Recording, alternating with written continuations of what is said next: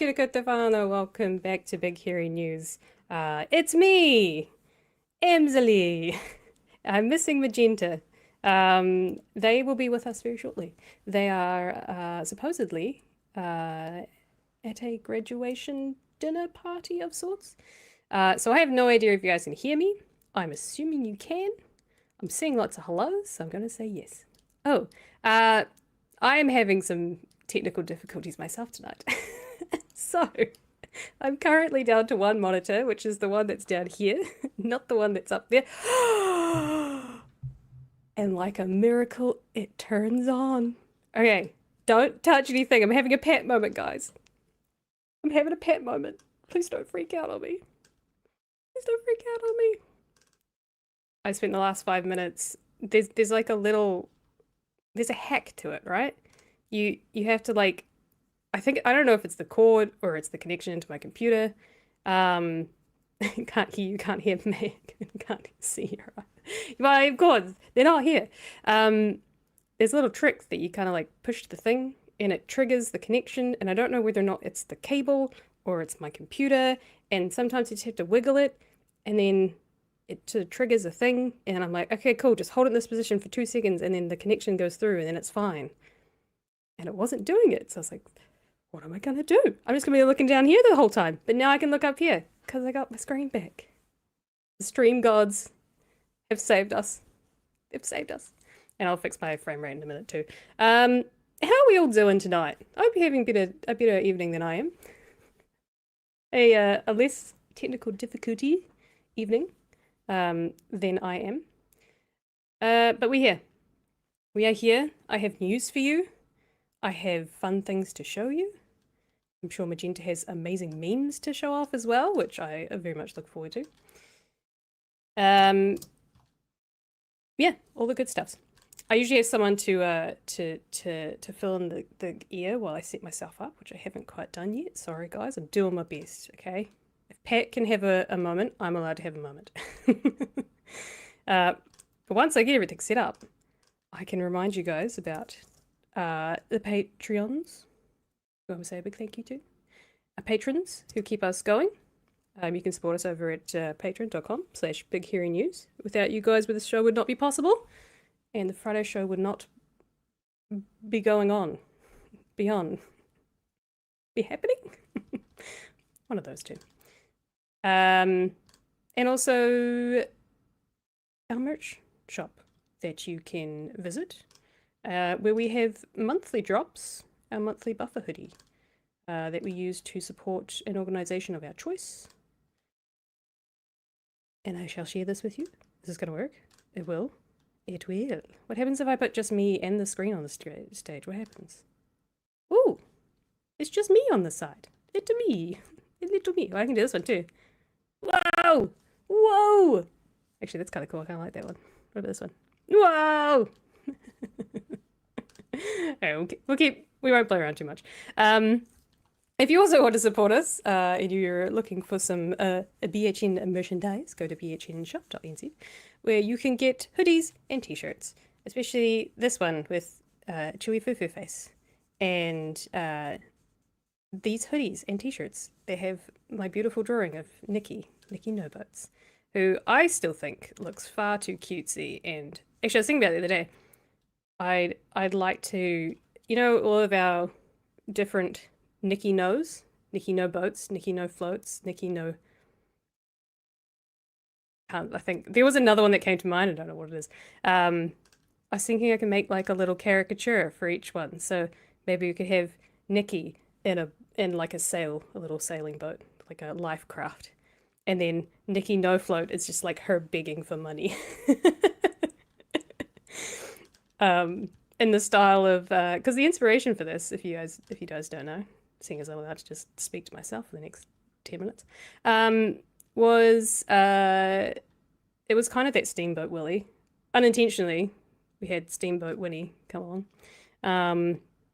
It was, yeah, kind of your Steamboat Mickey as well. Well, Mini Mickey, Steamboat Mickey? Did they have a name for it? But it also is Don't Starve. If you guys know the game Don't Starve, which was It's got some really cool caricatures. But I feel like that style would be more fitting for her because I feel like this is too cutesy and nice. That was too nice. I'm not going to be nice in the next one. Another way you can support us is not only us, but you can also support our monthly merch drop, which we've just started back up, I guess. We've got our regular Tino Rangatiratanga buffer hoodie. But we also have this, we call this the Teletubbies, but it's not. This wonderful monthly hoodie and t-shirt to support Women's Refuge. So if you purchase this or any of our merchandise in the store, if you purchase a hoodie, we're able to give a $20 donation to Women's Refuge to give a safe night. If someone buys 2 t-shirts or 2 people buy a t-shirt each, then we're able to give another safe night. So that's happening through all of May. If you want to support us and support Women's Refuge, or you can just go and support Women's Refuge yourself. Yeah, lots of cool things here. Oh, and there's, you know, the tax work less, tax wealth more, or as I liked, oh, and We Are the Grassroots is also there. It's looking good. We're getting, oh, fuck around, find out's also there. We're growing. I particularly loved Marama's, what did she say? It was so good. Tax on wealth, not on work, I think it was. Something along those lines, right? It was tax on wealth, not tax on work. I'm pretty sure that's what it was. I'm sure someone's clipped it. I'm sure Pat's probably already clipped it. But I thought that was very, great wording. Should have. And it would have been a great opportunity to put our tax wealth more t-shirt on the screen as well. That would have been cool. But hey, here we are. We made it to Friday. And the world hasn't burned down just yet, unfortunately, for some of us. And I haven't done just talking to myself for a long time. This is hard work. Yes. I hope you're all having a great evening. I'm having a great evening just chatting to myself. I'm usually just doing this literally to myself, because before BHN I was doing Twitch streaming. I was playing Minecraft. For the most part, it was literally just me, myself, and I. There was no one in the chat to speak with. But then I got used to having a co-host, and also someone else that I was streaming with at the time as well. Now I'm just back in my void. Just reading the chat. Magenta is. Where is Magenta? Where are you, Magenta? Hurry up! No, they're at a. I think they had a graduation day today. They graduated today ceremony. And they're out at a dinner. So I said, hey, no stress. I can do this by myself for 10 minutes. No need to hurry. I'll be fine. Help. No, we're all good. So tonight's docket is, I've got 3 stories for you. And whatever Magenta would like to also add to the discussion, which I'm sure they have something. 3 stories of note. Pat was talking last night about, I think it was also in the same, hearing, I want to say. I'm not sure that's quite correct. It was a Doge hearing, which, if you didn't know, Doge, Department of Government Efficiency, yeah. Before it was the Doge Committee, the Doge Committee hearings or whatever it is, it was just called the Oversight Committee. And I think Pat played a clip from that same segment that I'm going to show you guys. Actually, I might do that before Magenta pops in because it's quite funny. With Jasmine Crockett. Yeah, so they already had an oversight committee. They just renamed it to Doge because, you know, Elon. I still find it funny that we say. If someone had told me, I don't know, 5 years ago, maybe like 10 years ago, when Doge was at its like peak, like the Doge meme, the Doge dog, was at its peak, that it was going to be a common phrase in like the US political sphere. I don't even, it's like not even just in the little political bubble, just like a common phrase in US politics and in like, you know, the House, the Congress, the Senate.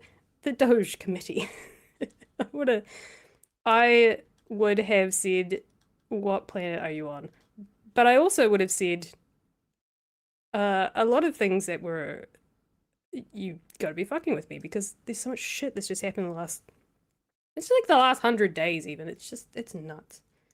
What has the world come to?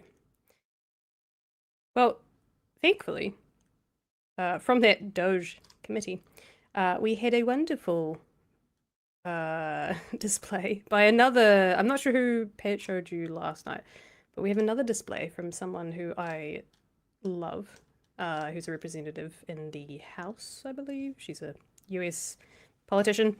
Jasmine Crockett had a wonderful moment where she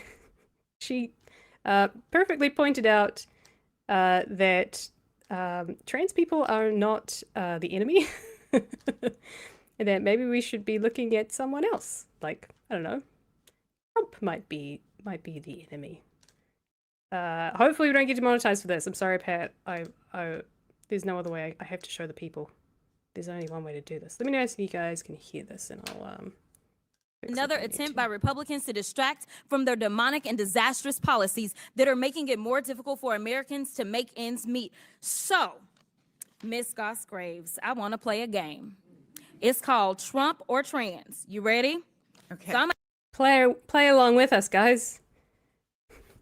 Which of these two people, or which one? This group of people, these trans people, group that you all have been told to fear, or the president, Trump? Which has caused these actions? I'm sure you guys can get all of these 100% correct.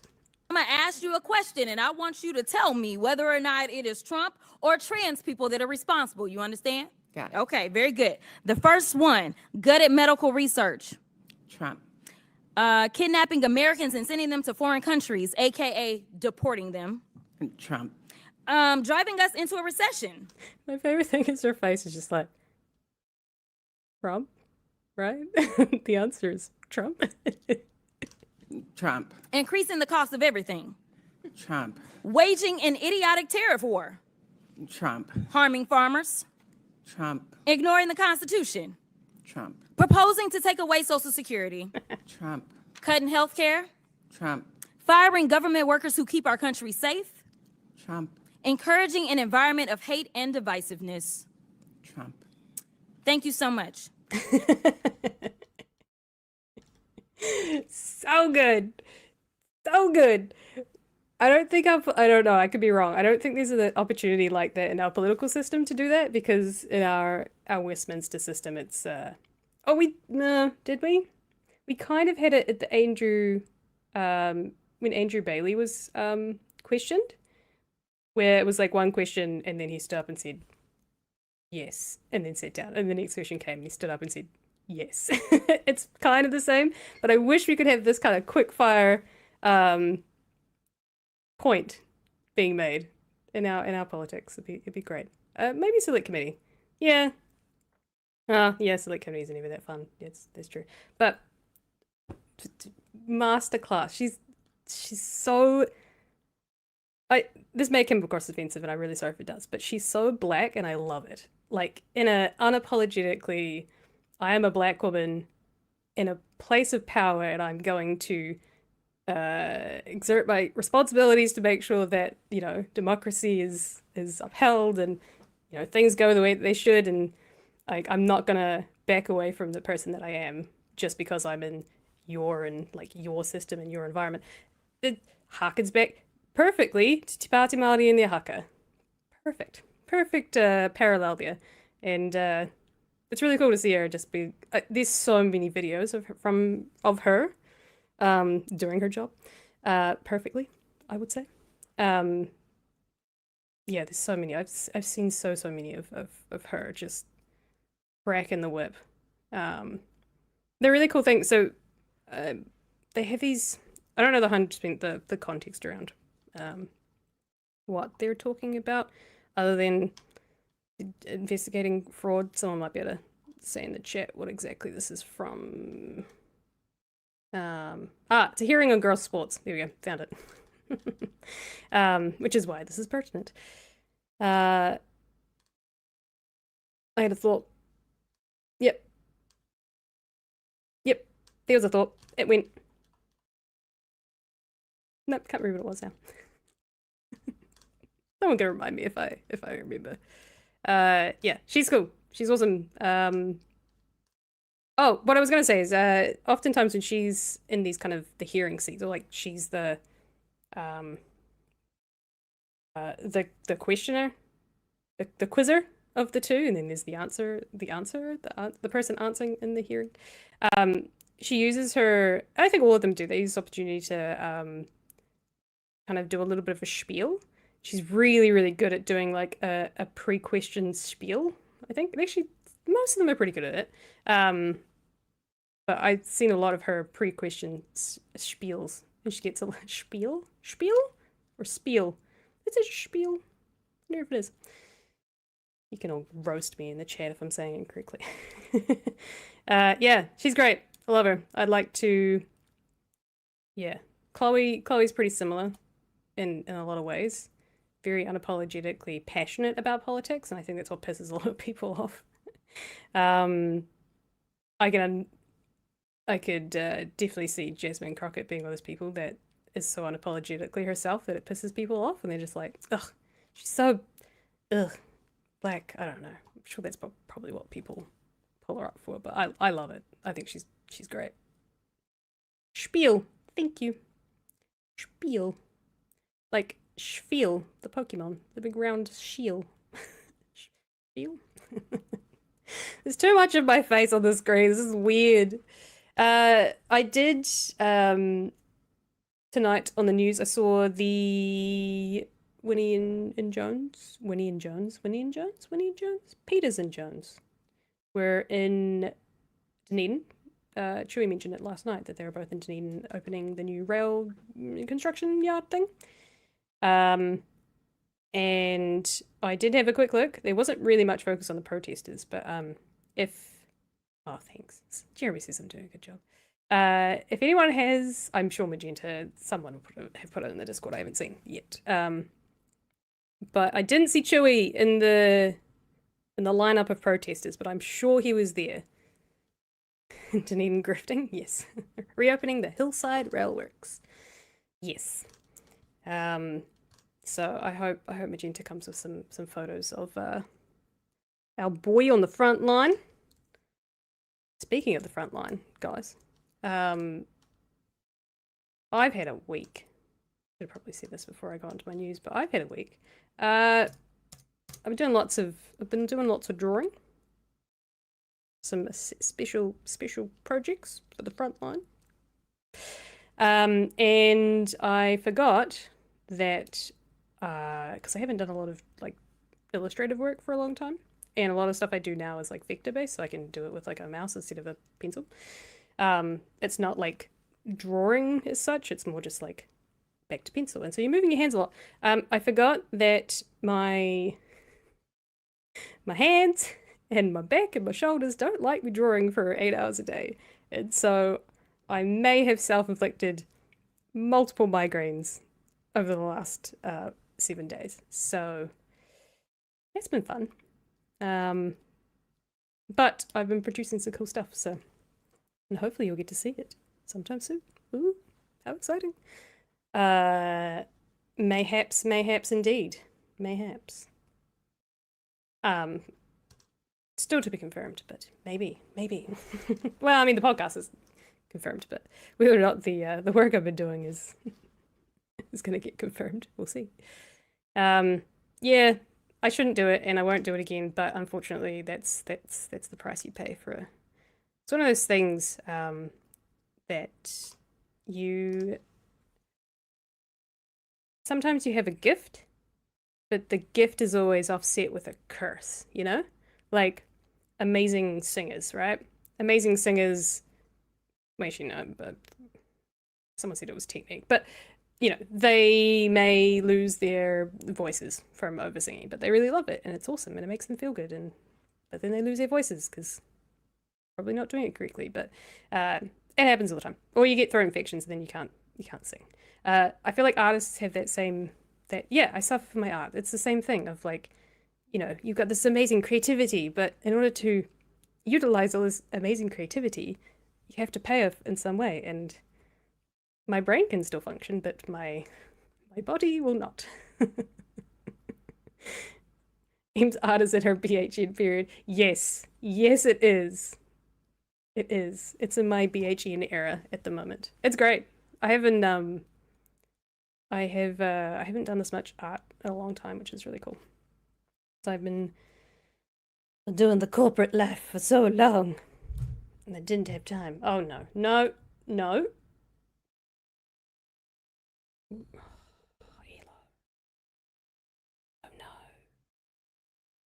Elo, no. No, don't press that. Stop pressing things. Are you okay? Are you okay? Are you being annoying? Did you want to say hello? Well, we've got time. We can waste 30 minutes of the show just having cats and chats. Cats and chats? Maybe we should call Friday night Cats and Chats. Please don't attack me. I know you're new, but please don't attack me. I haven't quite figured out his temperament. Sometimes he'll just be like, no, no. You hear him purring? Can you hear the cat purring? It's on the internet. It'll never work. Give them the smiles. Alrighty, we're getting to 30 minutes, guys. We gotta actually get onto the news, okay? I'm just gonna put the cord there for a second. Kai Matata, big hairy muse. Very much so. The other two stories I have for tonight, seeing as we've just ripped through the first one, which is great. So the other two stories I wanted to talk about tonight, one was obviously the RSB. The Waitangi Tribunal did a very quick one day, which is insane, hearing to hear about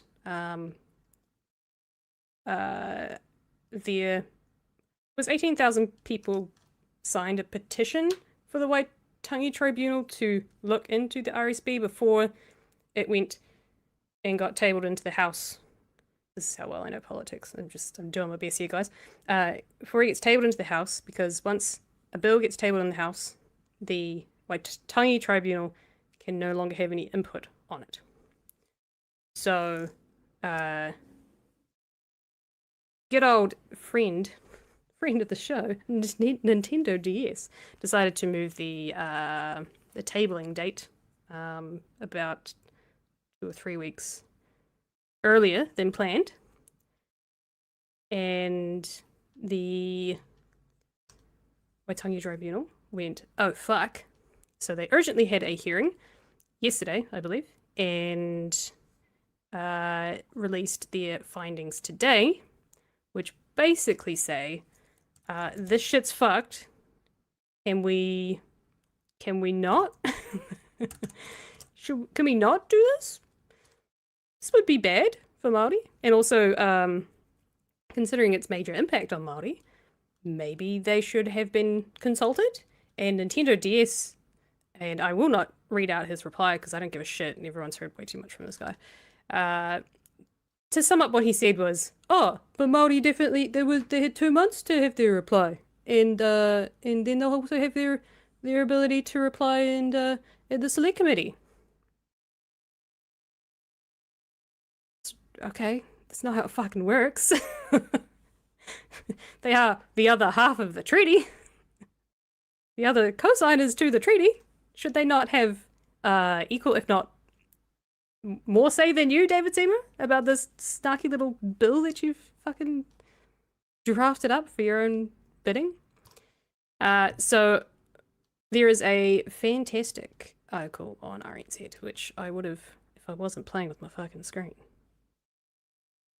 I would have got my notes together for you. So, and pulled out the bits that I'm going to do this. You don't need to see me, or maybe you do. Way too big. No, I don't like that. It's too much. Too much. Too much. No one asked for that. Oh, I can do this. Oh, is that weird? Too big? I don't know. This one you can actually see what's going on the screen. We're having fun today. Magenta, save me! Oh, look who it is! Look at you! What up, fam? I made it. Not too late. Did you just put that all on so that, the lie could continue, right? Yeah. I definitely didn't take this off as soon as I could and then put it back on right as I got home. Definitely not. I mean, okay, to be fair, this is over $100 worth of rentals. So I'm going to make the most of my time and it's getting returned tomorrow. That's a fair point. That's a lot of money for a day, isn't it? Oh, for real. It's shocking. I mean, good to be in the rental business, I guess. But I guess they only rent it out a few times a year, so probably don't. They probably have to they'll probably have to dry clean 100 of them. No. Oh, how many would you have to do? Oh, I don't know. Like 6 months to dry. However many is in this book that I have, because I mean, graduation started on, I think, Tuesday. Yeah, Tuesday they started, and they were every day until today, which was Hui Whakapumo. So this was our Māori graduation at the newly opened Te Tumu Hiringa Waka. So it was exciting to get to graduate inside the marae, even though I didn't get a chance to study inside of it. Still pretty cool though. Right? And guys, I got the expensive piece of paper. It's so expensive. They also actually did give us a wee taonga as well. So I got a Manaya pendant, which was pretty cool. I also realized graduation hair color, same color as my school colors. Nice. Yeah. What school? Victoria University, Te Herenga Waka. So. Oh, not the school of the literal. Oh, yeah. So I think I'm under School of Humanities and Social Sciences because my degree is in psychology and Māori resource management. So. Do you have a color on your hood? Oh yeah. So because I'm a Bachelor of Arts, we have a beautiful rose pink. Oh, yes, it's very M's coloured. So yes. That is my current colour. Hopefully one day I'll be able to afford to go back and get some post-grad. Don't know what colours I'd get, but... Oh, cat. How have we been going? Did I miss much? No. I have done really well to entertain the cat and the chat. I love that. I don't know if you saw it, but we showed a video of Jasmine Crockett playing Trump or Trans, which was a great game. Oh, okay. Yes, I'll send you the video afterwards. You'll I'll have to check it out. Entertaining. We did our housekeeping. I told a story or two. Hell yeah. Yeah. Look at that buffer. Yeah. I did a thing. I flailed, and we were just about to talk about the Waitangi Tribunal. He is evidence against another dangerous principles bill. Yeah, so. This is a fun subject to come from my Māori graduation with D. Rawinia Higgs. Ooh. So, yeah, what a fun thing to come to. Is there, do you want me to run through this while you set up any memes or anything for the evening? Oh, yeah, yep. Would that be helpful? I have jobs to do. Yeah, I was trying to do jobs because my monitor wasn't working. So I was having a pet moment. And so I started the stream and I went, I'm down to one monitor, guys. I think we could do it. And then the stream gods, they'll be switch the screen on just in time. Let's do it. In time. Why is that not working? Oh, that's because I did this. Yeah, so Spinoff did a great article on this. I really appreciated their... Was it Spinoff? Yes, it was Spinoff's article. Mm-hmm. Shout out to Lyric Wawiri Smith, who's a politics reporter, and I need to remember to start doing that because we're all in the same ecosystem, and we should be raising each other up. Not this fucker. This fucker can fuck off. So, an urgent hearing into the Regulatory Standards Bill saw lawyers representing more than 18,000 interested parties argue against the legislation that some fear is as dangerous as the Treaty Principles Bill. Fantastic article. Some really great statements from lawyers from around the country.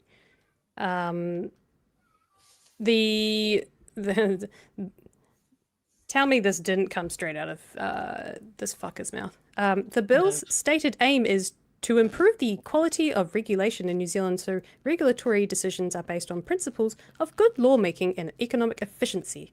It sets a number of regulatory principles that all regulation should comply with an emphasis on personal liberty and property rights. None of those principles. Magenta, would you like to play a game? Those bloody principles from them bloody berries. Was it Crown or David Seymour that said that? Right. It's fucking David Seymour. Yeah, that was just something that just glaringly stood out to me. I think most of us know the general vibe of what the Regulatory Standards Bill was to do. It's attempting to pretty much strip Māori, essentially, out of everything. Any law, legislation that had already been passed that had reference to the Te Tiriti, that had reference to consulting with iwi, hapu, anything like that. This would have basically pulled all of that shit out, or it would have just overrid it, essentially. And that's what a lot of the lawyers said. There's some really... Tanya Waikato had some fantastic shit to say. Love it, it was good. But there's also something from the Crown to dispute from what a lot of the lawyers were saying. It's really interesting, which I'll read in a second. But I'm going to read mostly Tanya's stuff because I think what she said really encapsulates what Tanya. we all know to be, but now it's on record, which is great. So Tamaki legal lawyer Tanya Waikato, acting as counsel for Toitu Te Tiriti and multiple other claimants, appeared first before the tribunal with the message that the bill will create one of the most fundamental constitutional shifts in our legal history by elevating the RSB principles into a position of constitutionally superior law above treaty principles. Waikato said her claimant's core concerns with the bill came down to two prongs. The first being that her claimants are prejudiced, and likely to be prejudiced by the bill, as it will alter the constitutional arrangements between the Crown and Māori. Jeez, where did that come from? Māori, jeez. Oh God, the Seymour has taken over.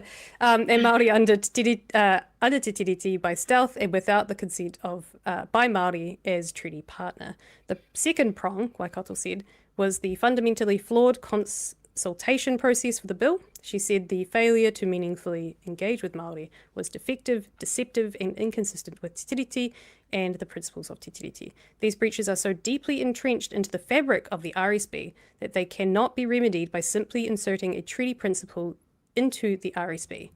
Waikato told the tribunal, the entire framework as a concept must be rejected in its entirety. Waikato read evidence from senior law lecturer Carwyn Jones, who wrote that the Crown's actions in drafting this bill had breached the treaty in a matter that was as serious and as dangerous as the Treaty Principles Bill. That bill, alongside the draft proposals being considered by the tribunal, represented a combined legislative pincer movement, with the proposed legislation seeking to finish what the Treaty Principles Bill started.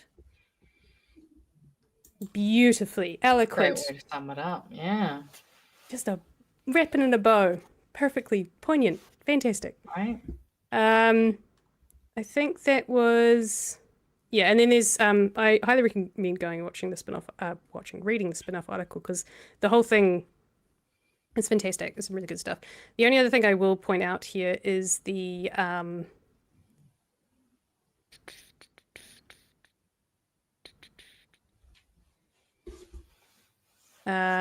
what the Crown appointed lawyer said. Some bullshit, probably. Pretty So summarize much. Blah, blah, blah. privileged marriage. Whatever the fuck. What is it? Privileged marriages? I don't know. Whatever I that think thing they it's say. from here. I think it's from here. Oh no, this thing's actually quite a bit longer than I thought.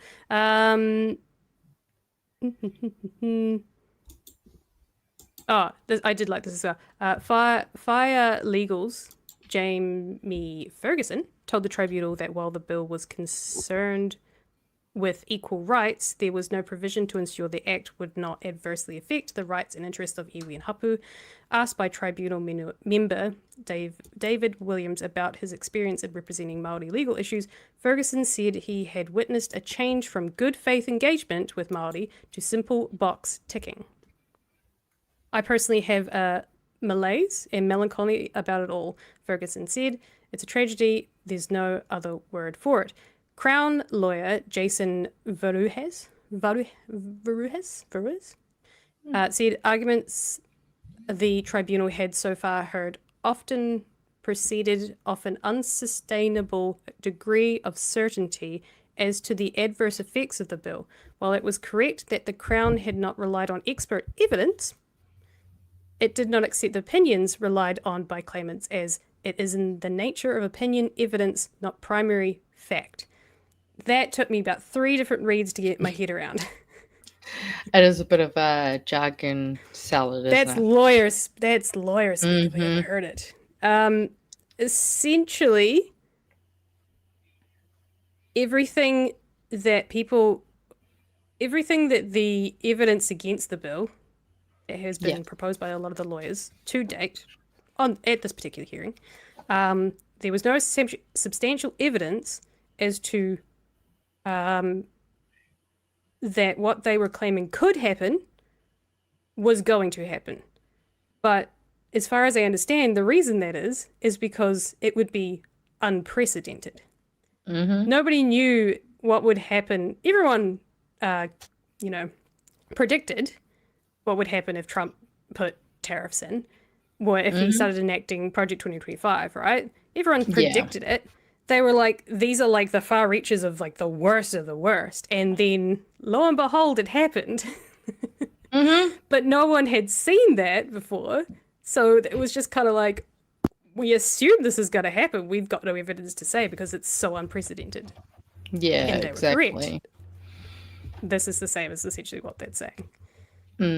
I'll read this last little bit and then I'll get you to pop off there. I'm sure you've got plenty to say about this. What's the best bit to go do? Let's think about New Zealand has unique legislative powers which allow Parliament to pass laws more quickly than other developed countries, and the government has the authority to use these processes. That in itself is interesting. This, which goes back to the good faith argument. Williams asked Varuhes whether the Crown had acted in good faith by bringing the bill to Cabinet ahead of the hearing's original June 6 date, to which Varuhes replied the Crown had acted as directed, but acknowledged that the tribunal and claimants' need to mobilise in such haste has not been ideal. That's good faith, Williams asked. We would say, for the reasons that we've given, that the Crown has acted in good faith. They would, of course they fucking would. Like they're going to say otherwise. Oh. And then there's the last, I'll read this last little bit. Because I think this is a nice little, I don't know if this ties the knot, but it's kind of depressing at the same. Lawyer Daryl Naden of Tamaki Legal responded to the Crown's comments at the end of the hearing, dismissing the claim that RSB would not confer or impose on any legal rights or duties or affect the validity of legislation. Naden highlighted a requirement of the RSB that all law be measured against it as evidence of its intended scope. Why all the effort, the expense, so on and so forth, the haste to introduce this to the House, the haste to enactment, all points to how important this legislation is to the Crown. The claimants, despite hearing from the Crown today, continue to maintain that what is sought here is an ending of this RSB folly for the sake of a decent society, for the sake of future relations.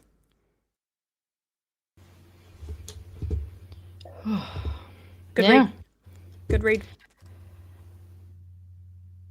I just every time it feels it. I feel like because obviously here at BHN we've been talking about this for quite some time now. Like, yeah, we have to keep talking about it, and there's more people that need to know about it. But my God, it feels like it's getting so heavy on these same kaupapa. But I mean, there was actually a really good post by Te Pāti Māori that I think it's probably worth sharing at this time while we just kōrero about it, because I mean, they've gone through and they've actually done some really good communication, which we love to see. So obviously there's also the fact that the timeline. We saw this with Māori health the brain's just forgotten the word. Authority. There we go. Māori Health Authority. Basically, they did the same thing. They tried to push it through. Waitangi Tribunal wasn't able to have their hearings in time. By the time it got onto the thing, they couldn't do anything about it. So we've already seen that they've gone ahead and done the same fucking play yet again, which is just unsurprising but frustrating. We know why the rush is, but it's the fact that this bill is designed to, undermine Te Tiriti, while it might not, outrightly, directly be, going to destroy Te Tiriti. Like, we have issues already where a lot of the things that are set in place through, say, RMAs and other policies like that aren't actually efficient and fit for purpose as it is. They need strengthening. So to just go and weaken any of them further is already going to put people on the back foot. But it's the fact that they know that if Te Tiriti is enshrined in these policies and in these bills, that they can't suit the agenda they want, where they just rape and pillage the land and the people to make as much fucking profit as they can. There is no reason that we have supermarkets making $1 million profit every day. Like, every fucking day. That's insane. And like we've seen from the Greens, budgets can be changed and made to actually serve the people. And yet we've got this current government that's just absolutely ramming all of these just horrendous bills. Like, I think I'm just getting frustrated at this point, because we have to have these civil conversations, and I have to think very diplomatically about the words that I say so that I'm palatable to those who would otherwise be prejudiced themselves. It is fucking infuriating to see the RSB bill push through. At the same time, we have the harshest punishments ever seen in our parliament passed down for something that should be a part of tikanga in our constitutional framework. It's just, I guess I'm just frustrated, and it's obviously not helping that I've just come off the back of seeing and being surrounded by Māori excellence, what we are capable and able to do when we are given the resources necessary. Like, we have amazing student support services that have gone and created a sustainable living building that is now able to use solar power and access the grey water in order to make sure that the harm to the part of the earth that it lives on is as small as possible. There's some amazing things that are in not only just our culture, but what that culture then kind of produces in terms of research and areas of study. And yet we have to just fight about these stupid fucking specifics of principles and treaties that were supposed to be honored nearly 200 years ago. And yet we're here going, please just give us the bare minimum. Like, as it is, we've needed more. Like, Waitangi Tribunal, amazing, great, but it needs more power. it should have more capability to actually implement the recommendations that it gives. But no, it doesn't, because we need it to be stronger. And it's just, it's frustrating.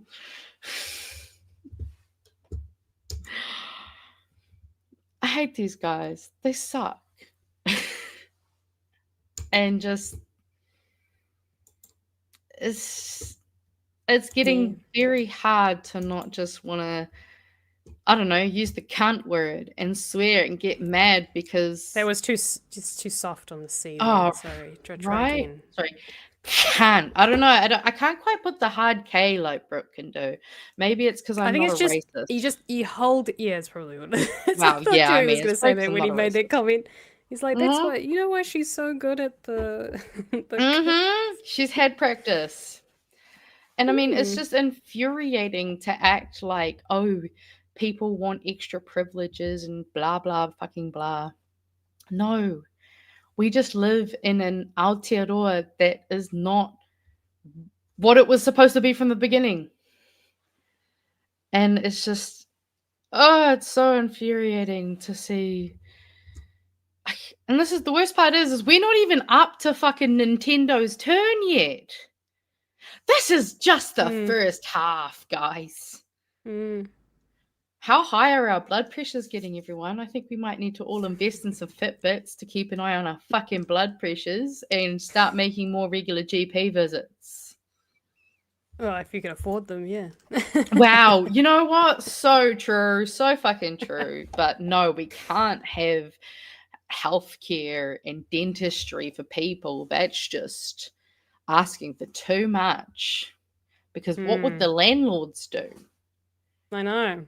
Won't someone please think of the landlords? Those poor landlords. Right? I've been racking up some super chats, so shall I rip Hell those yeah. while you prep the meme break for us? Prepping. Andrew K. I'm not going Please to correct me. no. I'm pretty sure I saw you still in the chat. It says late fee. Also, I think this is the first time I've seen an Andrew K. with $2. Yeah, welcome. Thank you. Thank you. And yes, I was late. It was the screen's fault. It's not my fault. I kept this one for you. Kaimatata said big hairy mews when I had my cat on screen. I thought you might appreciate that one. Hell yeah. Kaimatata Joel says congratulations. Yeah, uations. I think this graduations. Graduations. Yeah. Congratulations. I knew there was Love a pun in there. I just couldn't get my tongue around it. Beautiful. Huey Burb says, "What color is your hood?" And you said it was pink and fluffy. Hell yeah. Befitting. Actually, do you know what green is? Green is science, isn't it? I don't know, man. I'm not going to pretend I know. I need to get a green degree. I think green is science. Well, a green degree. I might have that one. Well, I mean, because you've got the pink hood, and then I'll have the green hood. It was a wee joke. Okay, yep. Sorry.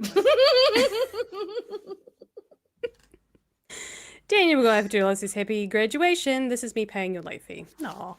Oh, appreciate it. Kiwi Burb, congrats on your degree, Magenta. And Thanks, it was Andrew K. expensive. Congratulations, Magenta, on graduating. Hell yeah. And then back to the news. It's ironic DS has no principles and low standards. Oh, that sucks for his fiance. Poor woman.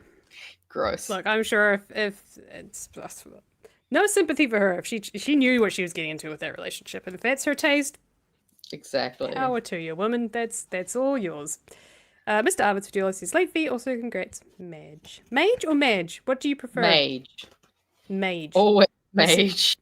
I saw a few MAGs, and I was like, Mag? Like a magazine? Mage. Sure. Yeah. Maybe I read that wrong, but Mage. Okay. I thought Mage was be the, correct. Yeah, that's the preferred nickname out of all of the ways to shorten my name. Because, I like D&D and all that kind of shit too, so it works. You didn't want to be You don't want to be ta or inter? Well, okay, no, to be Magenta? fair, my Magenta? family do call me Genta, so like I grew up Okay. being, referred to as Genta, but they also that's my family's name for me, so like nah, you can call me Mage. We can. Mags was like Gaz back in the day. Ooh, Mags. don't know about that one. Gaza. Oh, Yeah. you reckon Meg? Oh no, wait, No, Mega? no, we're Let's not not going. do No, that. Let's not fucking do that does that. not. No, that Yep, does not work at nah. all. Mage, Damn, Mage is it. Mage is it. If that was your nickname, that would suck.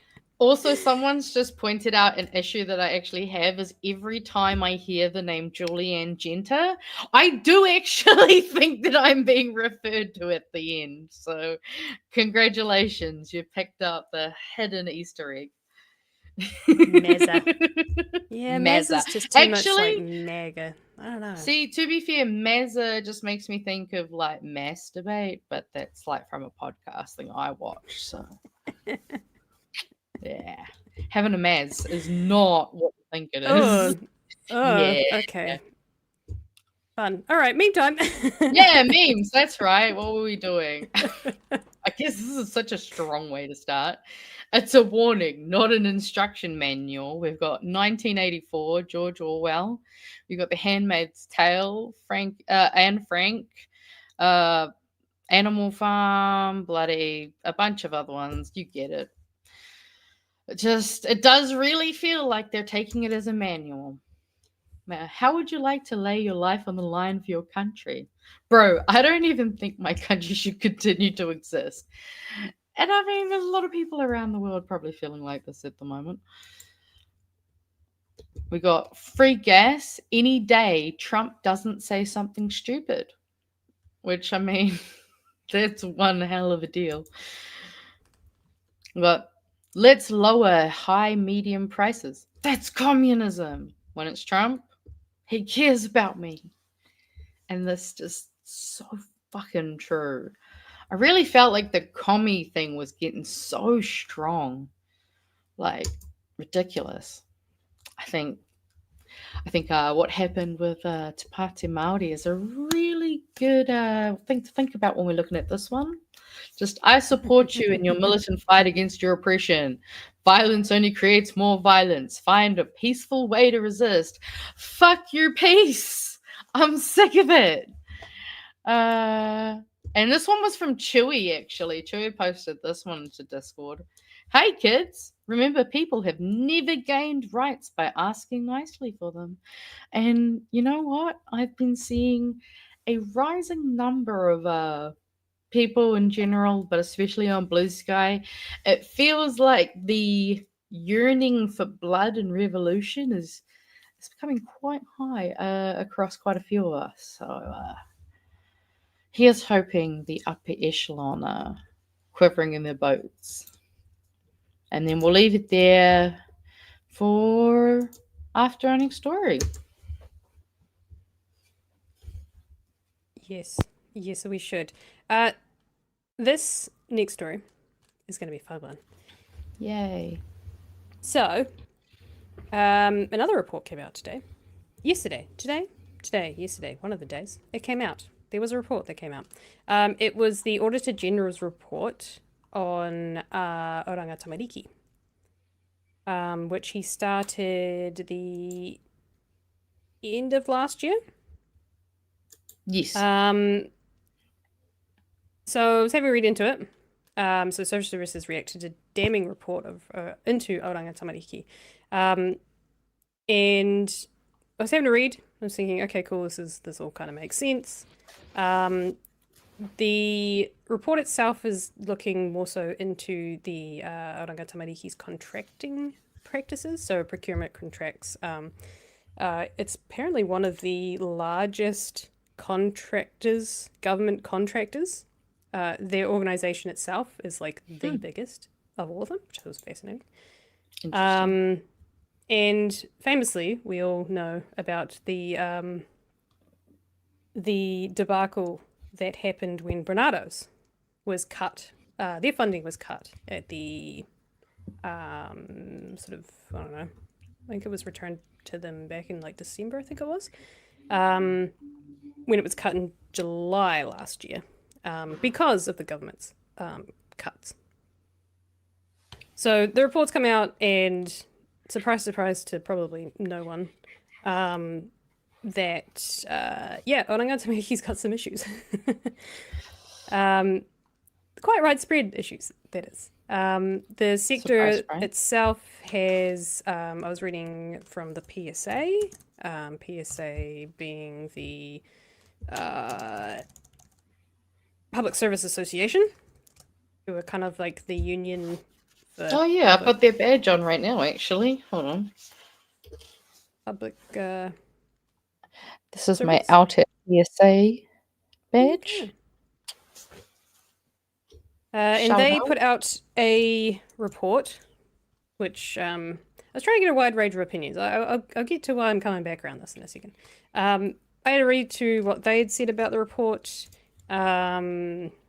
Provider contracts lay bare the reckless way the government ordered cuts without regarding how children would be harmed. So their focus is about the government cuts and how that has caused a lot of the issues about contracts and procurement and things like that. Which is interesting. I was like, yeah, fair. That makes sense. You cut the service, kind of makes it a shittier service, doesn't function as well. Therefore, the people who the money is supposed to go to kind of get fucked over. That all makes sense. However, one of the people who this particular has a stake in this, Karen Shaw, because Karen Shaw is the Minister for Children. Yep. Now, she said, the Minister for Children said she appreciated the feedback and thoughts of the Auditor General, and that his message was clear. The way Oranga Tamariki has historically overseen, communicated, and managed contracts was poor. Historically overseen, communicated, and managed contracts was poor. I acknowledge this. It is something I have heard directly from providers across the country, both as Minister and in opposition. So we're talking historic here.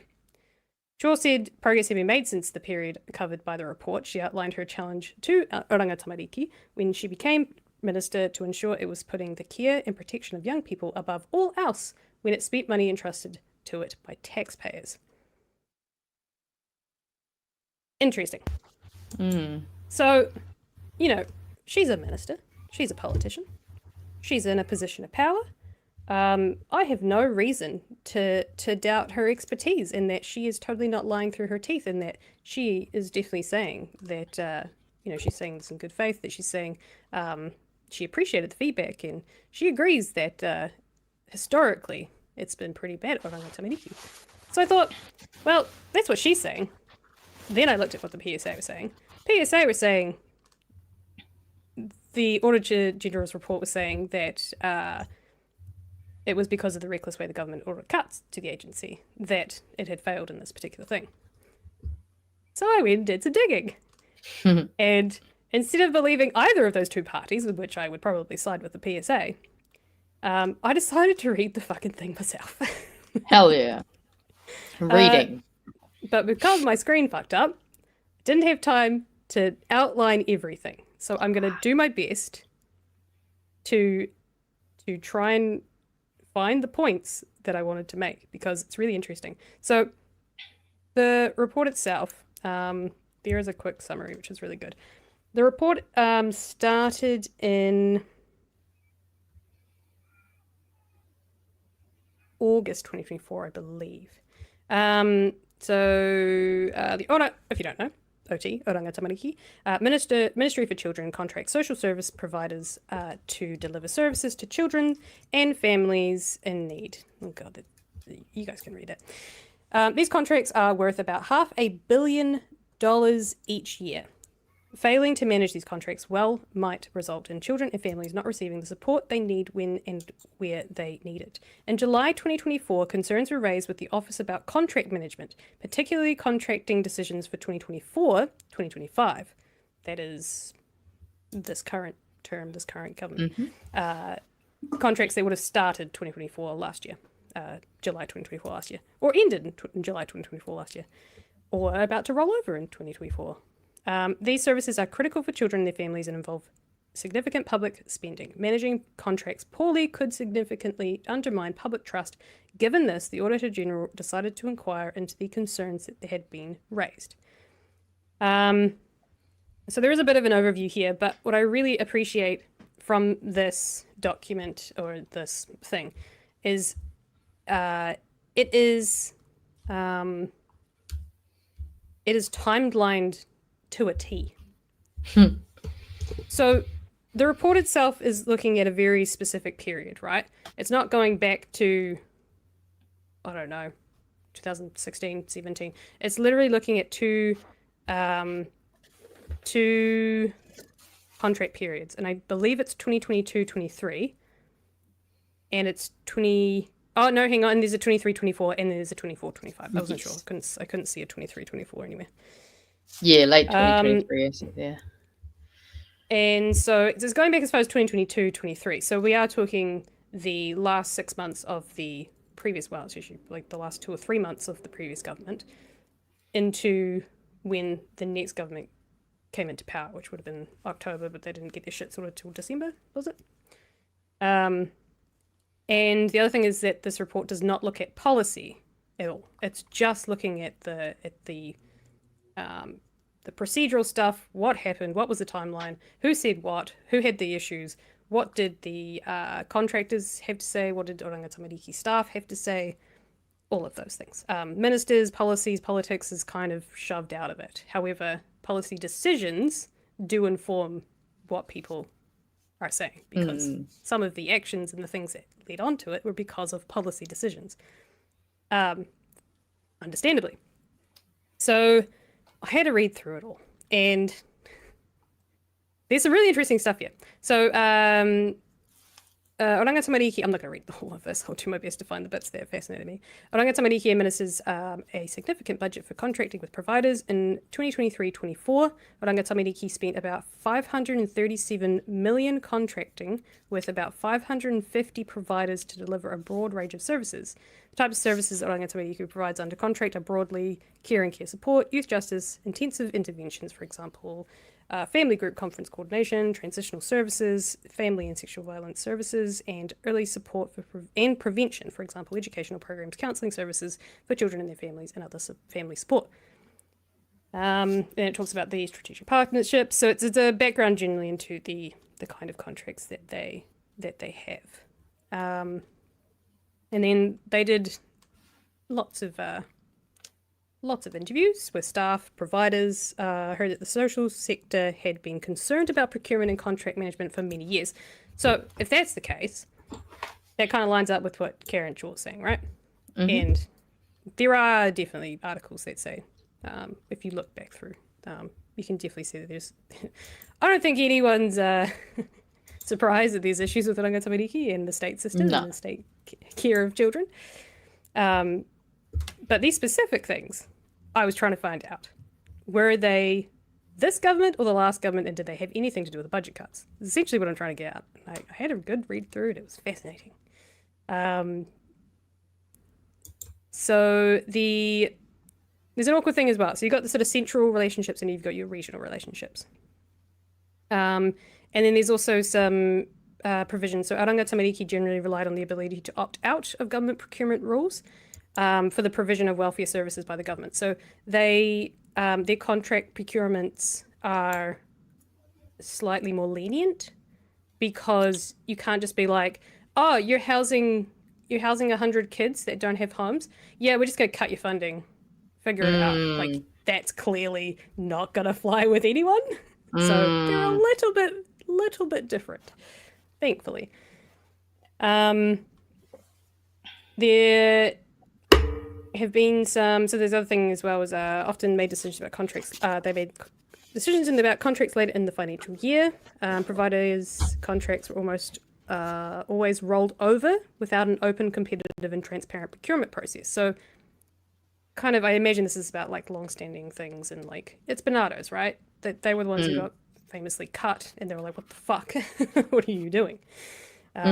Which I think many of us can be like, yeah, they're doing good work. They're doing it for a long, long time. They think it's okay to give them our money. Some providers had held contracts with Oranga Tamariki and its predecessors for many years without any formal testing of the market, which, you know, there are reasons to maybe perhaps do that, but, you know, maybe just don't cut the funding straight away. So, let's see if I can find the bit that I was looking at.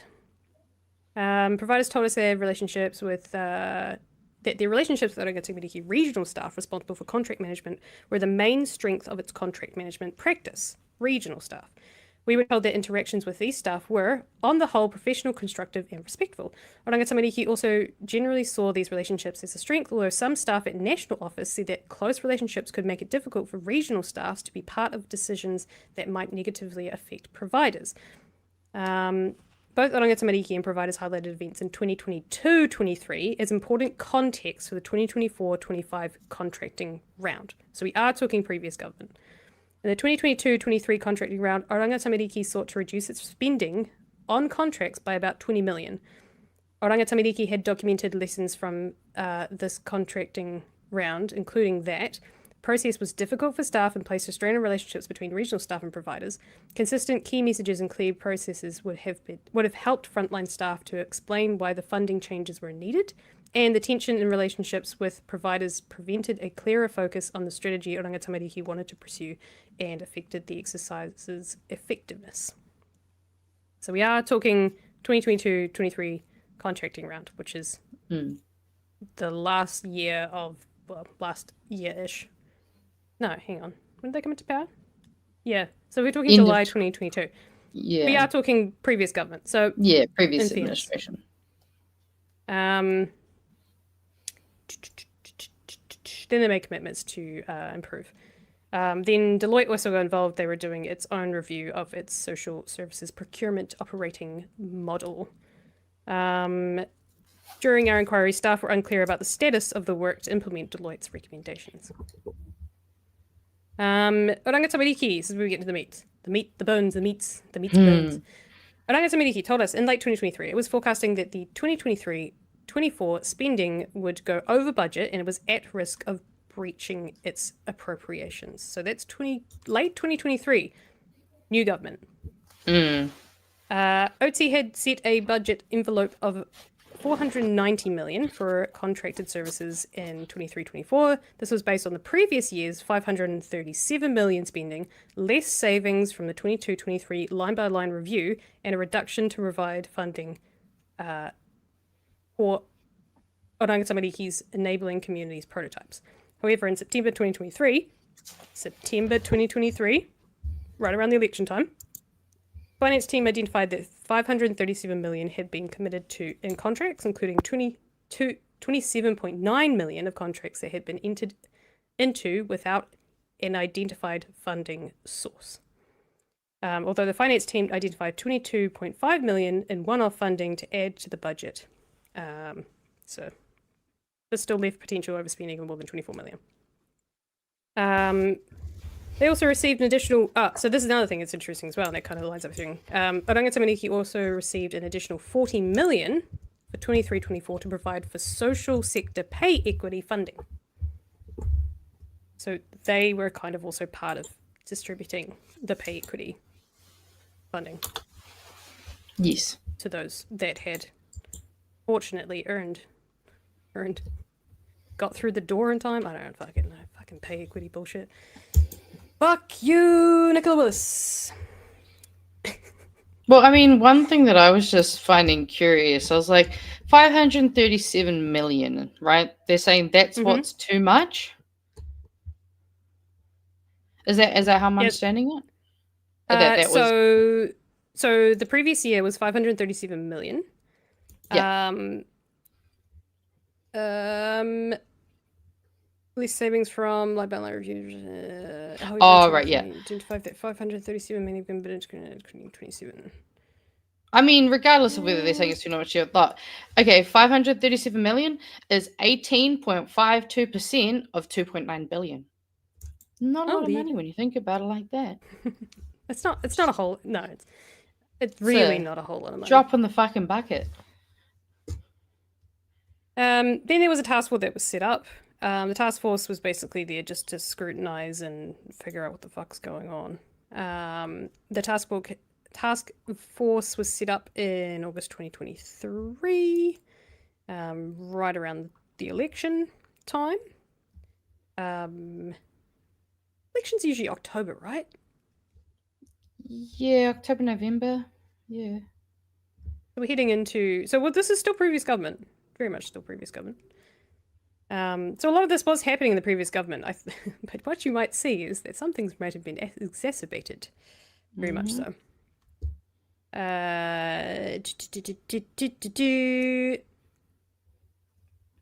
Well, actually, no, I don't know if exacerbate's the right word, but maybe catastrophize? Because it feels like that's what this government's done about anything that's going to help people. So essentially, the task force. This is OT's Doge.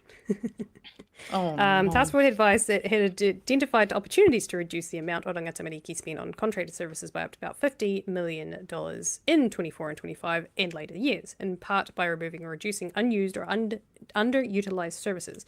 Task force told Te Reu that it had reviewed a selection of programs and provided Te Reu an assessment of the available evidence about the effectiveness of these programs, noting that there was varying quality of evidence. The task force was also provided a risk assessment for different saving options and implementation timeframes. So, typical, type stuff.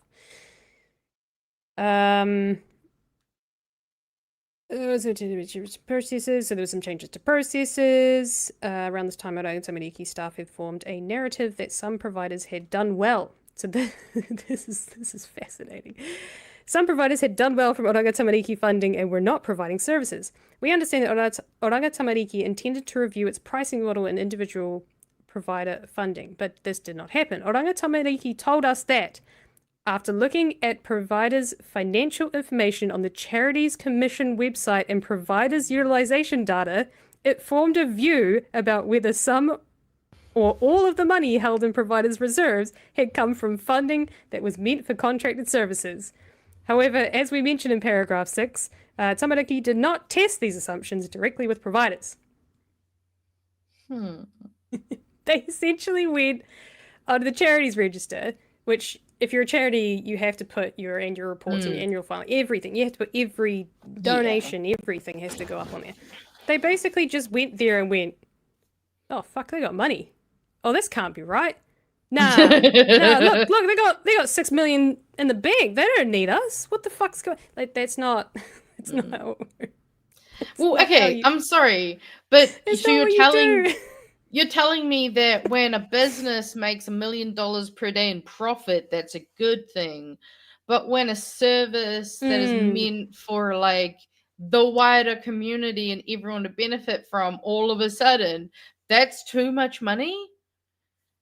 HIPAA fucking critical, if you ask me. Yeah. just someone mentions it, I think, later in this, why that's so fucking dumb, but that is so fucking dumb. Oh, I don't know, man. I see Māori partnerships. That's the problem. It's those bloody Marys again. They fucking want everything, man. Okay, so Te Reu said the timeframes for making the changes to processes were challenging, and their early engagement with providers and partners was crucial. So this is also part of the Te Reu. Wait, who was Te Reu? Task Force promoted to an internal subcommittee. Task Force in the NC. Okay.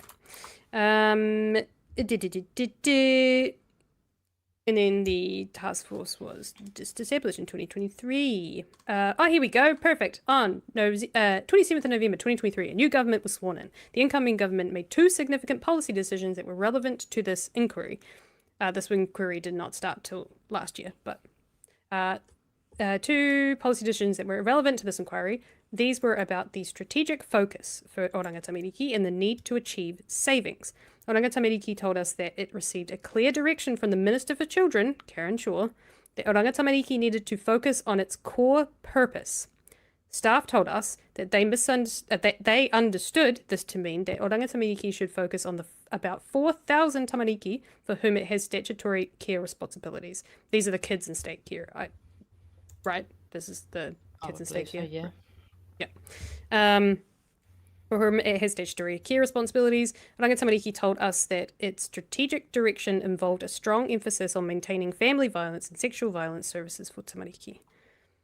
In response to our draft report, the minister told us that the direction provided for contracted services was not about achieving a savings target, but about ensuring that the services funded by Oranga Tamariki were delivering outcomes sought, that the services were connected to its core business, and that there was not duplication of services. Makes Sounds sense. good, but that's not what we heard. It was all about budget cuts. In December 2023, the Treasury issued guidance for departments that provided an overview of the budget 2024 process and how to submit budget initiatives. The guidance said that the Cabinet had agreed to a baseline savings target of 6.5% for most agencies and 7.5% for agencies with more than a 50% increase in full-time equivalent staff since 1718. Oranga Tamariki was required to meet the 6.5 baseline savings target. This is fascinating. One, I didn't realize that's how you do billions. When you're talking about millions. I have never seen it like this before. That's a small number. Tiny. Or am I wrong? No, that's just millions. Can someone... No. It's 1,584 millions. Oh, wait. Which what? is 1.5 billion? Can someone please dumb that I'm down not for me? here to do... You guys always try to make me fucking do math. I swear to God, every week someone tries to make me do math.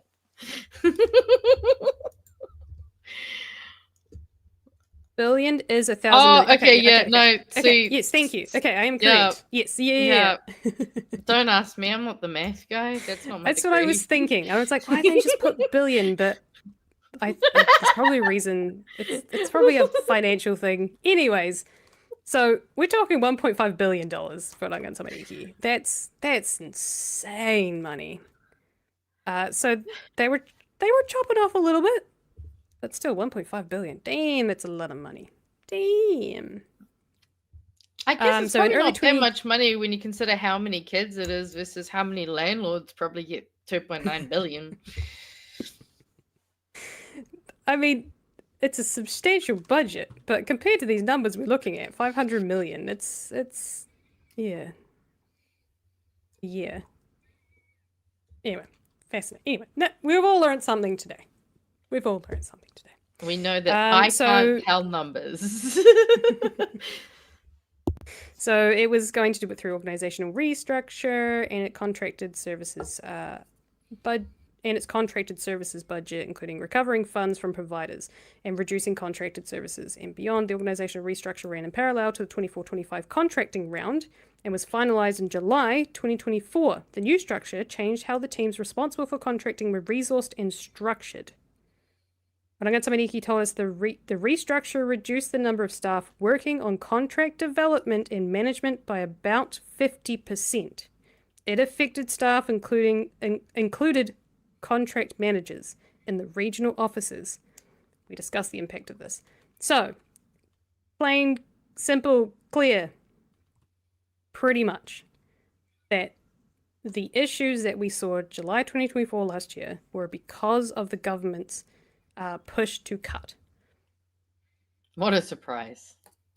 In order to meet their budget targets. So essentially, they fucked up all the contracts because they had to do a restructure because the government wanted to cut their funding, or they were cutting their budget.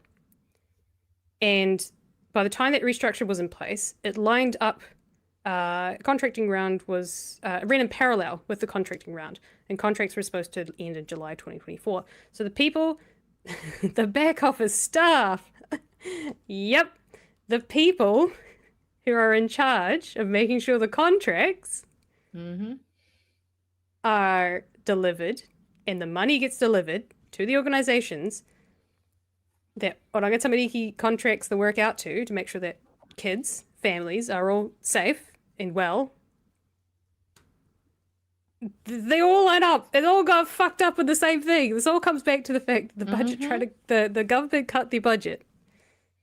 And the staff they needed means that women and children in state care have helped fund landlord cuts. Also, someone else pointed out, softening up for selling of the management of the service for more cost, privatization.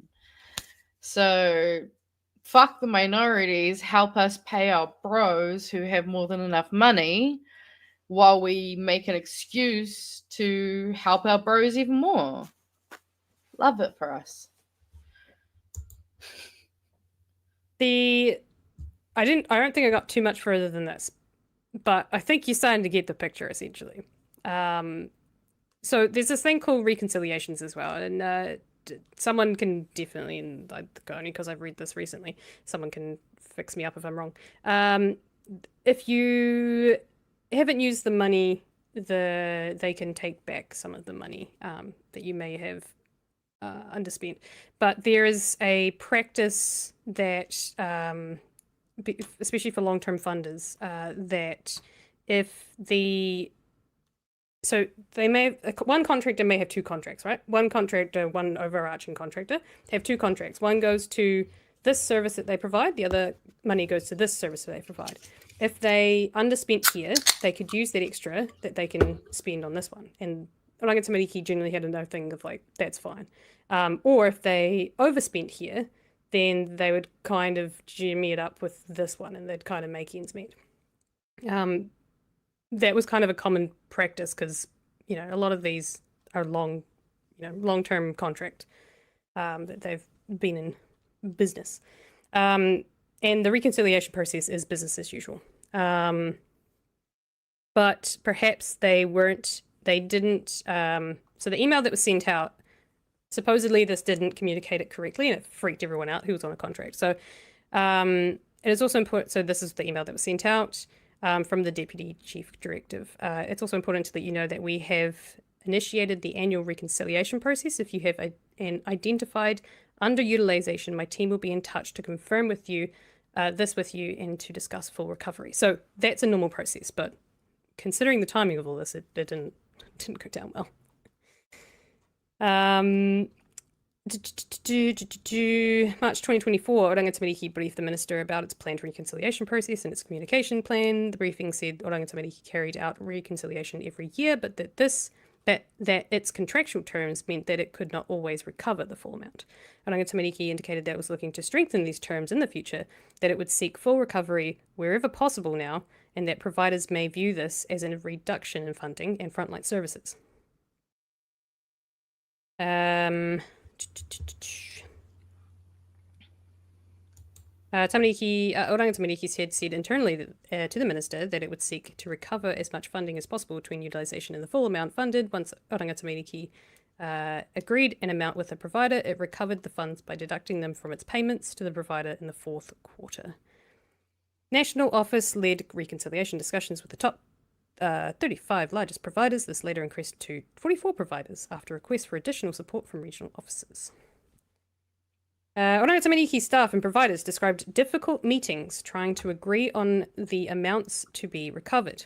We were told the meetings were particularly difficult when Oranga Tamariki suggested that a provider's reserves indicated that it had not spent money on providing services for Oranga Tamariki. You got too much in the bank because we saw it on the charities register. What's that 6 million doing in your account? It's fascinating stuff. So, staff also indicated that the concurrent restructure resulted in the loss of regional staff, loss of backroom staff, whose in-depth knowledge to providers would have helped with this process.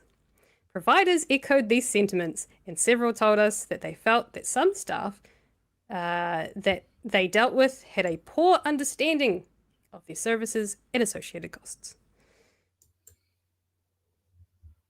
So, staff, OT staff, that the concurrent restructure resulted in the loss of regional staff.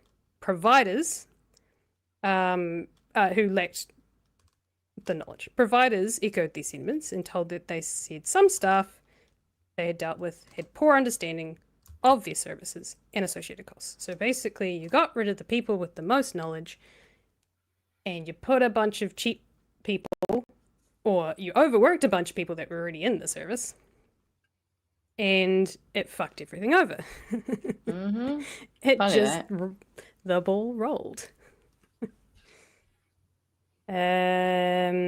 He also reiterated that some regional staff no longer had the same direction as they had previously had, for example, to allow funding to be redistributed from under-delivered services so that the same provider over-delivered. Oranga Tamariki staff and providers told us that despite statements about reconciliation and the recovery of funding, being a business-as-usual process, it was clear that it was taking a starkly different approach to that taken in previous years. This is the current government. So this business-as-usual process was taking a starkly different approach to that taken in previous years. Staff and providers told us that Oranga Tamariki had not carried out reconciliation in a consistent or disciplined way for many years. We're going back about that. That's good. For example, we heard that previously Oranga Tamariki had not necessarily Oh, hang on. It promised that Oranga Tamariki had not carried out reconciliation in a consistent way for many years. Okay. Had not necessarily expected providers to reach 100% of all their agreed deliverables to retain all of their funding. Often took an overall view of service provision. For example, if a provider reported underutilization of one service line but overutilization of another service line, funded service, Oranga Tamariki generally allowed funding to be redistributed and did not seek to recover funding for the underutilized services. So that's what I was saying before. Got two buckets. They might take some from this one, put into this one. They did not seek to recover any funding from providers during periods of the COVID-19 pandemic and had a variety of contractual terms that often required providers to report little, if any, of their financial information and use of funding. So pretty lenient. I'm kind of not mad about some of these, though. We're talking about services that provide for children. And probably the people who are the most vulnerable in society. We like literally in there, core services, domestic violence, sexual violence, vulnerable children and families, right? I personally, as a taxpayer, although pretty low taxpayer, I don't care if they take more than what they're like. I don't care. It's what?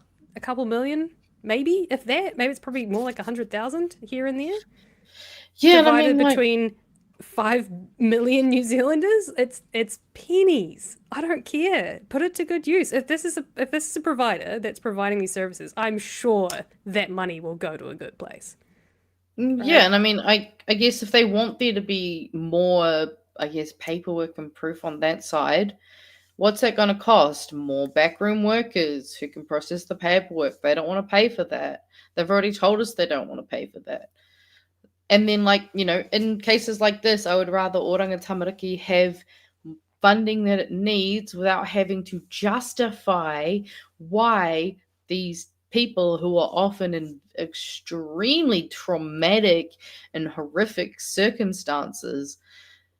I don't care if there isn't as much paperwork there. I want paperwork, say, when it comes to housing and infrastructure and things that could actually impact a bunch of people. But yeah, I mean, this just feels like a typical thing, though, where they go, oh, these things that we're giving out for free, we've got to make sure that not a single penny of it is being misused or technically taken, although the fact that we ignore all of this tax evasion and all of these other things, that's fine.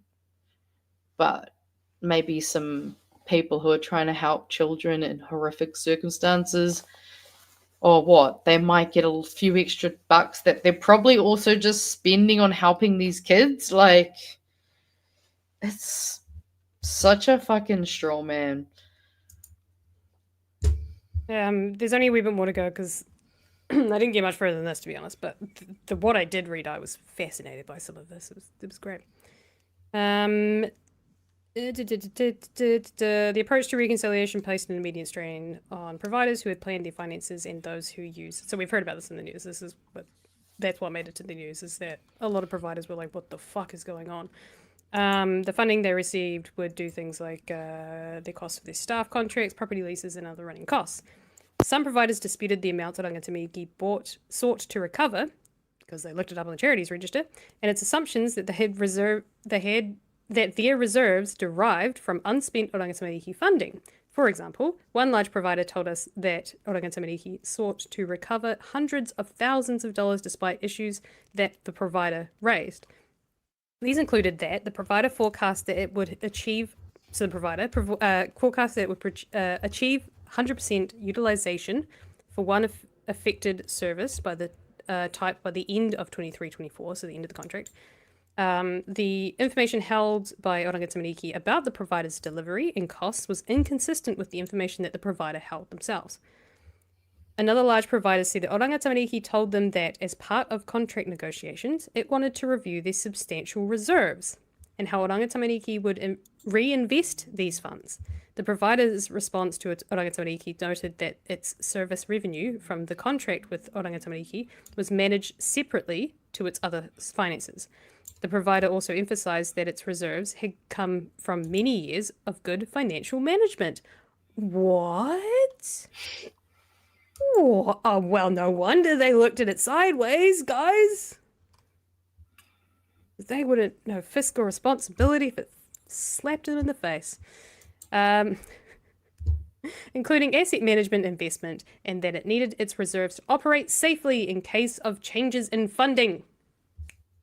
That's it. That's it for me. I don't care how much they got in the bank, because yes, if they're running these services, and I know this firsthand, actually, I know this firsthand because I did work for a charity, and that charity was able to survive on its own because it was run by a social enterprise. The social enterprise basically paid for the charity side of work, the charity work, the work that doesn't pay, the social service, right? And the only reason that they were able to be where they were and able to survive as long as they had and go through the pandemic was because they were propped up by the business arm. And they did not rely on the government every round of funding who would say, yes, no, we're going to give you 10 million less, we're going to give you 5 million more. Like, that's what fucked over so many of the charities that we worked alongside, because they just couldn't run. They didn't know whether or not they could run in 6 months. They couldn't invest in staff. Whereas the charity I worked for, we were sitting pretty because we knew we've got money in the bank.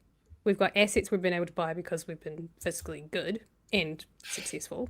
Therefore, and like, they were very transparent. They're like, here's our running costs. Here's what staff costs. Here's this is how much the charity is. And it was pretty balanced out. It was only after the pandemic that things started to go profit, which wasn't profit. It was savings that were then reinvested back into the charity work. But this is exactly it. This is why. It's because if you try and run purely on government contracts, every time it's a right-wing government, you get fucked and you can't run your service anymore. Well, that's the thing, though. I mean, as Dr. Payenda has said too, though, is that the more we also funnel public money into private contracting, the more it's costing us.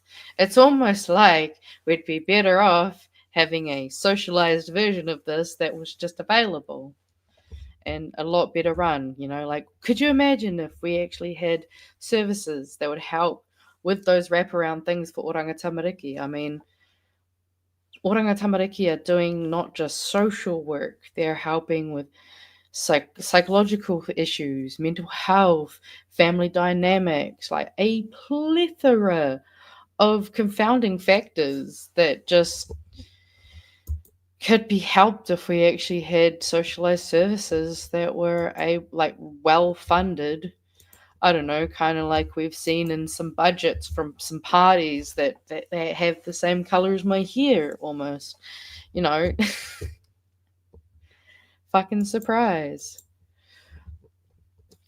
So this is only part 3. There are 6 or 7 parts to it. There are 7 parts to it. So it's honestly, it's actually really easy reading because it's like chunks at a time, and I blew through it quite fast. But almost like everything I read was was fascinating. I'll get to the end of this and then I'll let you guys do anything else. It's just, these are the parts that were just like, well, this is fascinating. So some had to hold certain reserves to meet the social services accreditation standards. And then OT updated the minister on the 7th of June 2024. This is right before the contracts were about to be renewed, saying it was close to finalising the reconciliation process and that providers had been sensitive to this process and had needed greater transparency. Oranga Tamariki said the process was resource intensive, and that this had delayed the 2024-25 contracting process, which is what broke the news. Or what broke into the news. Then there was a reconciliation process. Some of them managed to rebut it. Right. The delays in completing the reconciliation process meant that the process began to overlap with discussions about contracts for the following, so 2024-25, July last year. Staff told us that reconciliation and discussing new or varied contracts with providers would usually have been separate processes. However, the process merged in 2024 because of the different approach to reconciliation, the time it took to receive the data needed for this, and difficulty agreeing with providers the amounts to be recovered. As a result, there was no clear air between the processes. This contributed to a lack of timely communication, delayed decision-making, and ultimately damaged relationships between Oranga Tamariki and providers. So, I don't know if I've got it through to you guys. And tell me if you got a different story from that. The fuck-ups were because of the budget cuts. Yeah. Yeah? I mean, as Craig Rennie likes to point out, where does the money come from? Where does the money come from? Comes out of money that was maybe promised and on the way to being given to women and their equity. Like, I actually know someone who was almost at the end of their equity claim. They had done so much work, and all of that has been just completely fucking wasted. Which, should we add this to the total amount that this government's wasting? Someone needs to start a debt calculator. Can y'all start a debt calculator on all of the borrowing and stealing they're doing from other areas to kind of add to their overall fiscal hole? Because it's getting pretty big. So at the end of the day, is Karen Shaw correct? She appreciated the feedback, and the way Oranga Tamariki has historically overseen, communicated, and managed contracts was poor. I acknowledge this. It is something I have heard directly from providers across the country, both as minister and in opposition. Chahor said progress had been made since the period covered by the report. She outlined her challenge to Oranga Tamariki when she became minister to ensure it was putting the care and protection of young people above all else when it spent money entrusted to it by taxpayers. Did OT do that? Did they meet that obligation? Oh, you're muted. You're muted. You're muted. Muted. Would it have mattered? If they needed to save the money somewhere, would it have mattered? Because it seems like they have to save a bunch of money, except for when it comes to the military, because if we need it, we'll find it. Fuck kids who are in state care and who are going through some horrific, life-altering things. But sure, just give money to landlords and military, and fuck them, I guess.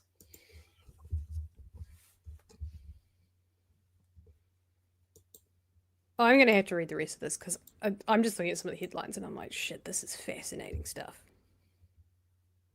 I hope you found that somewhat fascinating, but will anything happen of this report? No, nothing will happen. It'll basically be another reason to go, why are we paying OT so much money? Why are they getting so much of our taxpayer money? They're just fucking it up. It's not even going to the kids. They don't even know how to deal with contracts or procurement. When the reason this all blew up was, yeah, okay, sure. They had people in there, or they had processes that were not great when it came to contracts, and they were dealing with so many fucking contracts. And so much money was going through their doors and out to contract providers. So it makes sense that you might need an extra couple of staff members in the regional offices and maybe national office. Those backroom staffers that you got rid of, you might need them. But hey, no, let's just cut them because they're a waste of money. So we're going to cut them, which means OT is not going to work. If OT doesn't work, we shouldn't be funding them as much, should we? Should we just cut their funding even more? That they're a waste of money. They're saying that those jobs don't mean as much as other jobs out there. That's like Christopher thinks you should go work at Macca's, but fuck the back rooms. They do nothing. They sit on their ass. Like, it's just this weird way to like devalue valuable roles in society. The same way we need fucking people at the supermarkets. We need to see people at the fucking petrol station, unfortunately. You know, there's so many things we need people for, but then we try to devalue their jobs like they don't mean something. All of these jobs matter because if they didn't, we'd complain that we didn't have supermarkets open super late or things being shipped up and down the country 24/7 because our truck drivers are driving 24/7. It's really shit to see the way that they're just throwing these small little things in there that are very just undermining to the value that these things hold in our society. Like the same way they framed, what was it? Women librarian to some, I don't know, bigger, more important job or whatever the fuck. Like, there's so many small things they're adding in the language that's just very telling.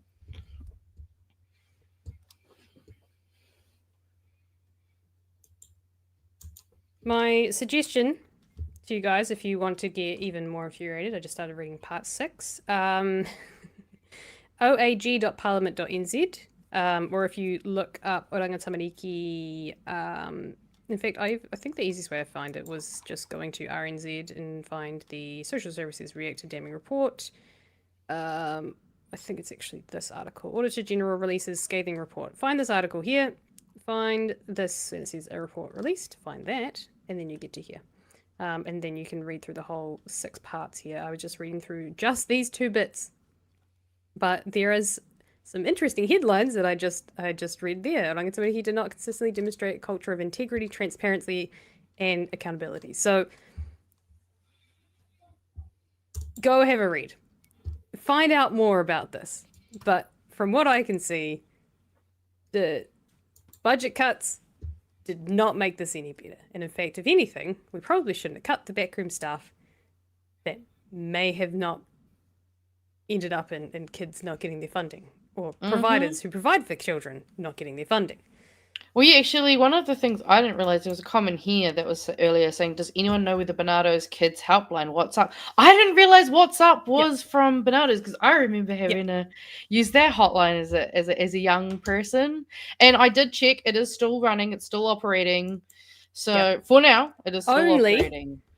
Only because they kicked up a stink and they're a big enough name that they made it to national news and went, what the fuck? So they were the ones that sort of broke the back a little bit. What happened, as you can see the timeline, is that you got to July 2024.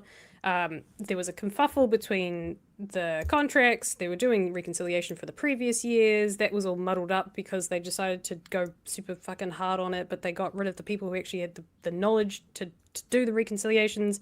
The new contracts were up in 2024-25. They were purely looking at it from a monetary budget standpoint, as far as I understand. And they just went, cut. You guys don't have enough evidence. We don't understand. We haven't even got to that part. So you guys we don't know what's going on. So you're not getting any funding. We can't promise you any funding, which is probably a good number of those contracts. Bernardo's was one of them. It wouldn't surprise me if the big name that they were talking about that I read out there that had good money in reserves, I wouldn't be surprised if it was someone like Bernardo's, or it was them themselves that said, what the fuck? Yeah. So Bernardo's were like, hey, OT aren't going to fund What's Up.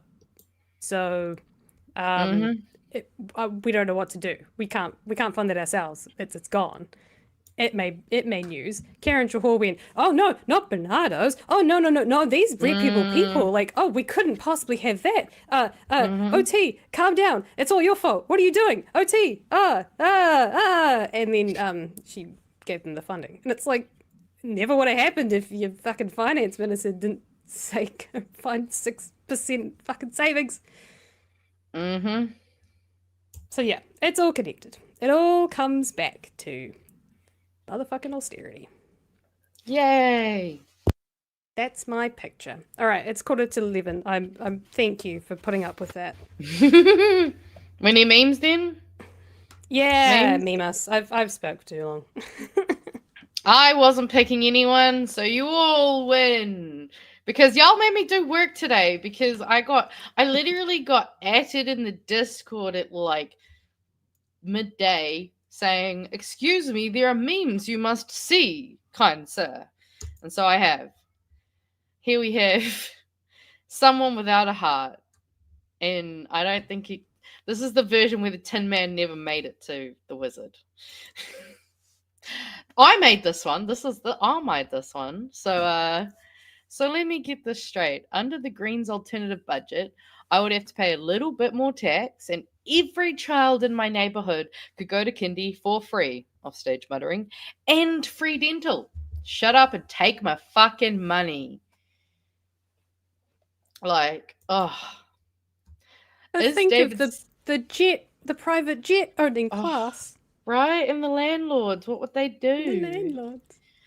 Is David Seymour New Zealand's Drake? Started off as an actor, lived in Canada, inappropriate around young people, cringy as hell, has barely worked a proper job in his life, and always gets dunked on by someone cooler than him.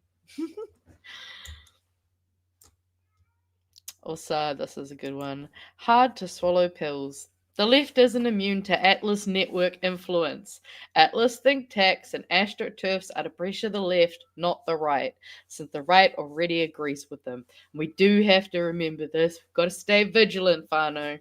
Sometimes they rack us up so that we don't notice the other shit they're doing behind the back, like a magician.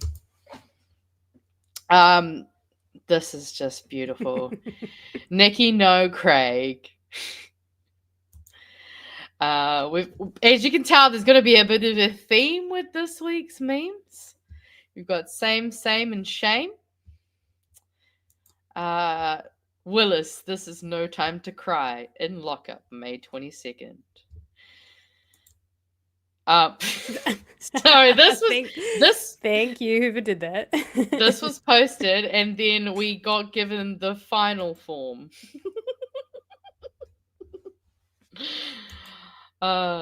Tea party, Maori, stop by for a cuppa. Just, God, could you imagine the kōrero outside? Also, this was just a great picture that someone sent in. Just work safe, New Zealand. Working real safe. See, this is what the government's done. They cut the back line. So now this guy didn't have someone to do his paperwork. He was trying to do it while he was driving. We got people loving. Okay, so obviously with the episode Locked Up, what happens when someone has a white piece of paper? Oh, don't do it. Shouldn't have done it. New Zealand women paid for my budget. Williside, a budget inspired by Ruth and Asia. 2 - 1 = 3, which is some David Seymour math back when he was on Q&A, if we all remember. We've got my cool budget, secondhand Corolla, helicopters go burr. Just a cat. Why not? Your math. Growth budget. Just Jesus. playing with the crayons. Craig Rennie is my worst nightmare. Which is followed by... Just pulls out a piece of paper. Fuck, Craig. Oh, wait, shit. That's the wrong one. Now we know. But then the next one... How are you going to pay for your tax cuts? How are you going to pay for your tax cuts, motherfucker? Also, weirdly, I don't know why, but the bottom picture, Craig weirdly looks like Chris Hansen. Like, look at the face in the bottom one. He looks like Chris Hansen. You know who I'm talking about. He like just weirdly on that angle looks like Chris Hansen a little. Not wholly, just a little. I guess Ems doesn't agree with me. No, he looks like someone else, but I can't think who it is. But no. Yeah, someone else sees it. So someone else sees it. Yay, they're on my side. Nope.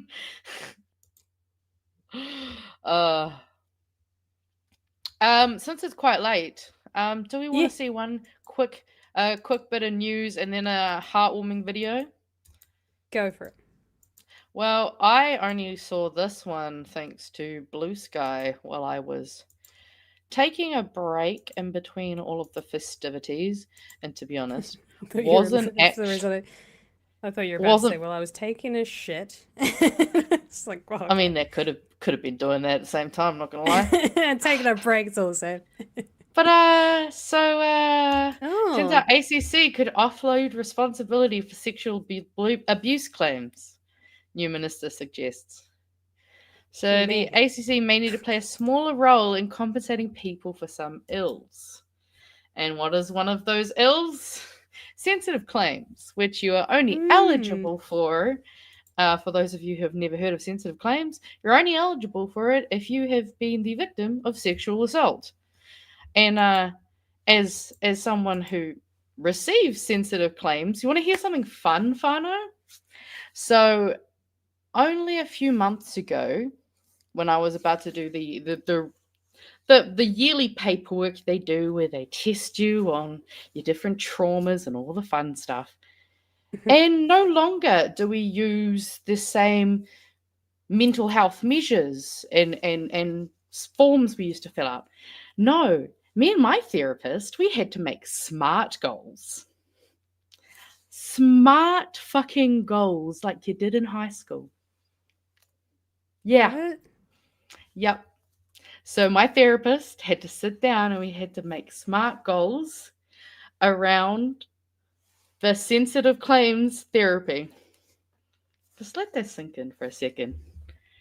So they've already started changing stuff. So when I saw this headline, I went, oh, cool. What? Yeah. If you've never heard, I think some people haven't heard of SMART goals. What does SMART goals stands for again? I haven't done this since high school. Strategic, manageable, actionable, time. No. Relevant and time bound. Relevant, time bound. That's one. And I mean, I'm not surprised they're really going to go for something that has that very specific time bound, because you should be able to get your issues fixed in a fixed amount of time. So yeah, this is a fun bit of threatening news today. I think we'll have to keep a bit of oh no, there we go. I thought my computer had done something for a second. But yes, I think we'll probably have to keep a bit of an eye on it. But now it looks like they're going to question whether the government would make changes to claims around those things. And that was just a fun bit of news that we don't have to go in depth on tonight, but keep an eye out, people, because there is no area that is safe from this government's harm at the moment. And what a bit of news to learn on a Friday too. I've got therapy on Tuesday. I'm sure me and my therapist will be talking about this bit of news.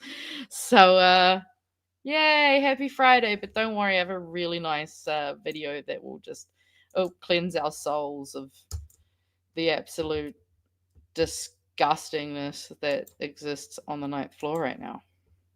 Don't worry. I got anything to say before I put that on? Anything you want to say other than fuck you guys? Oh no! Oh no! Oh fuck!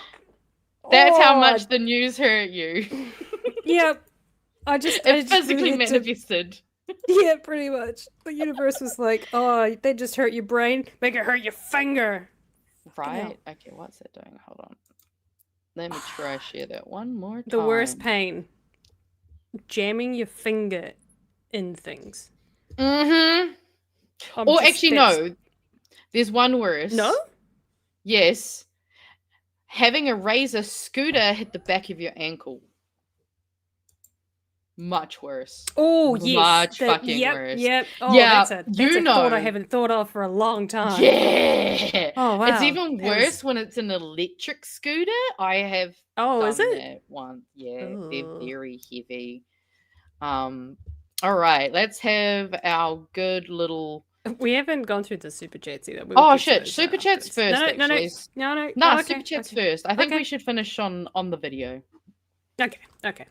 Kai Matata for $5 says, I'm working on a video article on Luxon's job as CEO of Unilever Canada. At the time, he bald was also judged for a Sunsilk competition hair product. Please let us know when you get that done. Math equals mental abuse to humans. Yeah, I just highlighted that one because I thought it was a good acronym. Kai Matata, $2. If we don't Taiaha, their attacks on us won't Diaha. Like that. Love it. I do agree. Magenta out here looking more educated than Nikki No Brains. Well, actually, I looked it up. If I did a post-grad diploma, I'd be just as qualified as her. And I need to do that for a year. Duke von Vagabond, welcome to Em's Reading Corner. Yeah. I don't know who said it. I think it was either Kiwi Brew or Kiwi Skirt was saying that as long as I don't cross-dress, I think we're okay. Kai Matata, $2. Socialize this stuff. Mark's Genta and M's gels. Who's the second? I have no idea. I kind of saw it earlier, and Engel or Angels. Ingles? Yeah, I think that's the name. That's the only name I can think of. Ingalls is the one. I know who Karl Marx is, obviously. The calm daddy. Hell yeah. And then just because this last one that you started, I feel like the left-wing government needs to go hard on doing things that the right-wing always say don't work to show the people that, yes, we can have it all, the Greens approach for, etc. Yes. Exactly.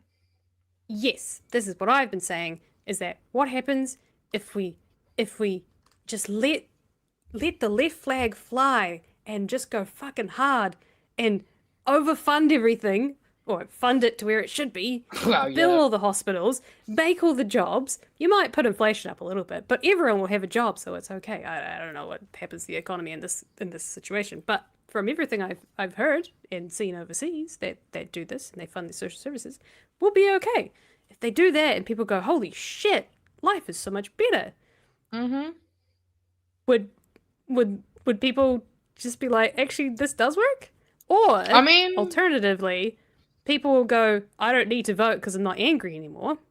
And then the billionaire class funds the right wings. That's only if we get complacent. It's true. Even under a green government, we should still be disruptive and asking questions. And I'm sure there would be a lot of questions to be answered. But exactly. I think generally we wouldn't be shitting bricks every day going, why the fuck are you attacking these people now? Why the fuck am I doing smart goals for my sensitive claim? Because that's fun. Why not? Can we find a happy medium? Can we go back to that was a dumb move for sending emails on Gmail? Like that. We go back to those kind of days if that's what the biggest news story of the week was. Nah, but we can not think about... We can actually see something that's both shitting on the government but beautiful and positive at the same time with this, I reckon. The regulatory standard bill, slime, yuck. It's trying to rush it through, slime, yuck. It's worse than the TPD, slime, yuck. The raises to TDT, slime, yuck. From every law and policy, slime, yuck. Our future is gonna be slime, yuck. Unless we vote against this, slime, yuck, yuck, yucks. Bye, nice, bye-bye. It took me back to the days of doing the good old slime. Yuck, yuck. I was like, hey. I have never seen that before. Yeah, I've never seen no. that particular, the slime yuck thing. I've never seen that before. You've never, oh, okay. No, they missed my And school. that was big where I grew up. Like, we were real into our like hand games though, so like that could have also had something to do with it. But it's very cute to imagine little kids learning to do that in kindergarten. Just so cute. Damn. Yeah. Also, Damn, someone asked kiddos. if there's no time limit for us today and on Fridays because we don't have to go to bed early. And sort of, I but feel also, so bad. I've kept you up so much later than I said I was going to. I'm so hey, sorry. I mean, technically, we're the young ones who don't have an early bedtime, so we can stay up late. So they're just as much night owls as we are. Right. But yes, we should go and do all the fun things and stop Fix being my awake. finger that got jammed into a Yeah. cry about this bloody report that I had to read. Objected to. Well, anyways, that's us for the evenings. I think I don't think there's anything else we need to. We've definitely hit the 2 hours and 3 minutes. Yeah, we mark, sure which have. is- I think we may have the new record. Party starts at 11:59. That's true. That's true. But keep it going for another minute. You We've can definitely party hit by the- yourself at 11:59.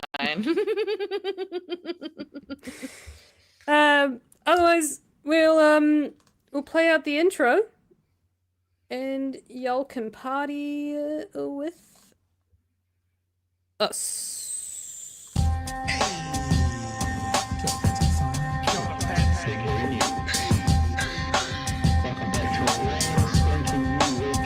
Help us settle a debate, whether it be thoughtful or funny, even if we're all creatures of hate.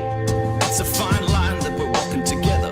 For better, push aside the temptation to berate. Let's take a note of the corners we stand in. As many points as the hairs on my chinny chin chin. When the news that we're watching is hairy, knowing all the things that we need to be wary of. Like the rich have the hand out for rewards, while the many have to work out what they can afford. And the rest of us ain't paying attention, or maybe have questions we're too worried to mention. Other media is still dwelling on trivial facts, vetting peas from the rice and the mice from the rats, and picking and choosing a warpath to run, linking ourselves with the hill to die on. It's gotta come down to a welcoming vibe, with an A in a self and a higher in mind. All have a lean either this way or that, and will be analyzed by both Chewie and Pat. With the evil in the world trying to mess with your head, and you're sitting on the couch, you're thinking chivalry's dead. Each night, 2 nights, they're gonna sing you to bed. It's big hairy news. Not me, just having a massive panic when I saw that tarantula on whoever's icon that was. I think we need to bar Brayden. Oh, yes, I see. Small panic. Thanks for joining us tonight, guys. I hope you had a wonderful evening with us. Thanks for learning something. Hopefully you learned something. And we'll be back with you next Friday at 9 p.m. And Chewie and Pat will be with you again at 9 p.m. on Monday. Any last thoughts there, Magenta? Well, actually, yes, Gary's just reminded me that we'll be at Parliament on Tuesday for the Privileges Committee debate. So if you want to come hang out with us, we'll be down there at 3 p.m. There's also going to be protested activations outside. Bring your BHN gear. We'll be in the Nikki No Boat shirts, and otherwise keep cool till after school. Sounds wonderful. And yeah, have a wonderful weekend, everyone. And we'll see you again soon. Bye. Catch you. Jenny.